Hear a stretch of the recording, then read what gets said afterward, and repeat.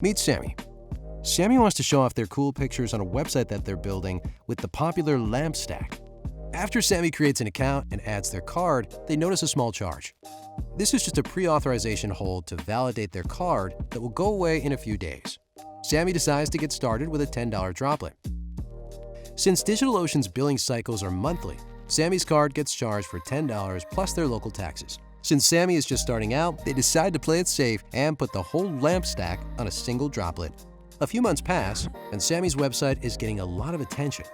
The single droplet Sammy spun up can't keep up with the added traffic, so Sammy decides to add a few more resources to meet the demand.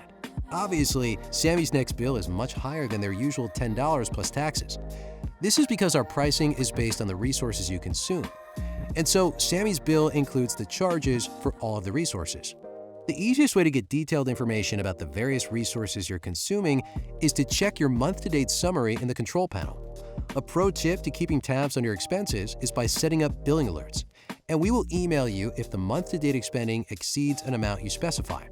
Back to our friend's billing journey. After a couple years, Sammy has moved on to other projects and doesn't need as many resources to support their site, so they decide to power off one of their droplets. However, Sammy still gets billed for all of the original droplets in the next billing cycle. But why?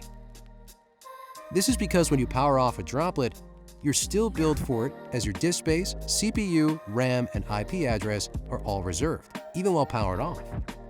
Therefore, charges are made until you destroy the droplet. If you don't need DigitalOcean temporarily, then simply destroy all your resources, like droplets, load balancers, CDN spaces, unassigned floating IPs, etc., to avoid getting any accidental bills. As you can see from Sammy's example, with a few tips and tricks, it's easy to navigate the billing of DigitalOcean. No more surprise bills, no hidden fees, and definitely no need to get a PhD to decode bills. Happy coding!